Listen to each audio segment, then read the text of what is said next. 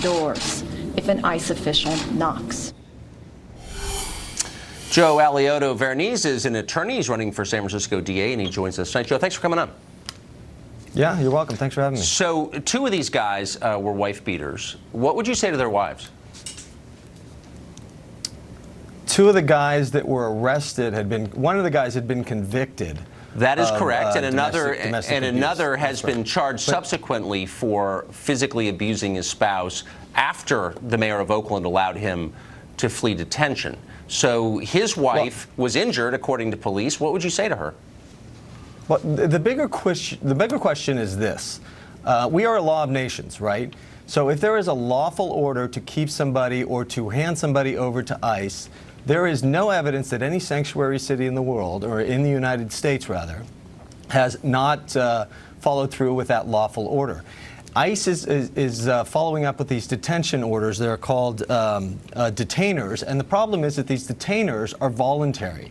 They're not lawful orders, and so it's a little inflammatory to say that, oh, we're just handing these people over. If there were lawful orders, if there was better cooperation between the sheriff's department, then yeah, you're right. You would have. But what you're not describing what actually happened. What happened is the mayor of Oakland warned people, affirmatively warned them, so they could evade detention by federal immigration authorities. 3 of them, at least, went on to commit other crimes during the time that they would have been detained. They were warned by her, and one of them beat his wife. And so, among the many questions I have is, what would you say to her? She wouldn't have been beaten if the mayor of Oakland hadn't done that.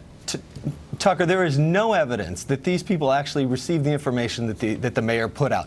There were 800 people that they were looking for. 232 were actually arrested. Now, I served on the Fugitive Recovery Enforcement team for the City and County of San Francisco when I was with the police department, and 30% is really good. I mean, you would ask anybody that is on any of those no evidence. Would you? So would that really be your answer? Would that be the answer to the wife? It's not. There's no evidence they heard what the mayor said. I mean, the truth is, the mayor did warn these people, whether they heard it or not. You're right. We don't know.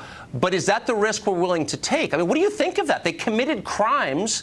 They would have been detained were it not for Libby Schaaf. That's something you're happy to defend? No. What I'm defending is due process. Everybody is entitled to due process. The 14th Amendment, unfortunately for ICE, says that, you know, even people that are here unlawfully are entitled to due process.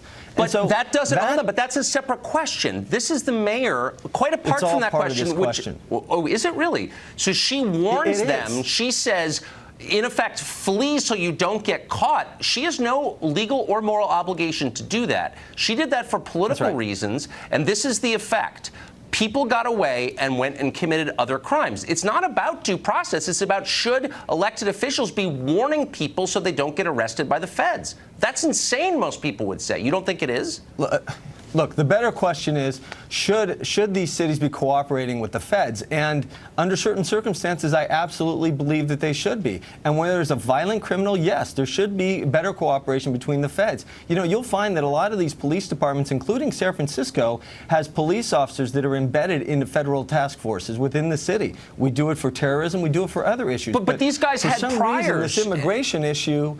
No, I get it. I absolutely get it. And yes, so just to be clear, you're not been convicted. These people should be arrested. Okay. They should be given their due process. If they're convicted, they should serve their sentences and sent out of the countries. Absolutely. So maybe Democrats in the state shouldn't warn them before the cops come. That's it. I mean, you know, we can have lots of debates about federal immigration law, but I think we both agree you shouldn't be telling criminals, get out of town before you get busted. Here's the other question. It's not just about immigration. Definitely not violent criminals. That's for sure. They were, actually. Armed robbery. As you said, one of those guys had a prior conviction for wife beating. I thought we were on the side of women here. Apparently not. But let me ask you this. Well, every illegal alien who's working in the state of California, if he's working for a company, is by definition committing fraud with the ID he's using. He's using fake documents. That's a felony. Is that not a big deal? It seems like a big deal post 9/11 to me. Is that a concern for you as someone running for DA, that someone's using fake documents, identification documents? Well, listen, if it's a violation of federal law, the federal enforcement should definitely take over. It's not a violation of California law. Wait, hold on. It's not a violation of California law to use a fraudulent ID for the purposes of getting a job or doing anything else. That's cool in California. I can do that. Well, it's not actually, a problem. in San Francisco, if you are not a U.S. citizen, you can get a California ID. So you don't have to use fraudulent IDs. For your job purposes. Yes, you do. Yes, you do, because you need to produce a Social Security number, and if you're here illegally, you can't do that. No, you can't get a federal Social Security number. You can't produce a Social Security number that is accurate or reflective. That is true. You can use a fraudulent one, and every one of the. Okay, but that's not a problem for you. You feel like, hey, hands off. Someone's using a stolen ID, committing identity theft, a fake federal document in California. Is like, you know what? It's not our business. Is that what you're saying? No, identity theft is an entirely different subject. But federal immigration enforcement or federal Social Security law is not the priority of San Francisco. Apparently not. Or the San Francisco Okay, well, I go there office. a lot, and I'm going to think through. I'm going to call you and find out what laws I can break as an American citizen. Not many, I'd bet. Not as many as the illegals get to, it doesn't seem like. That's not true. You know, I understand you're a local boy from here in San Francisco anyway. When does the prodigal son come back home? I don't know if I dare. Joe, good to see you tonight. Thank you. Good to see you too, Tucker. Not every leader in the state of California is trying to undo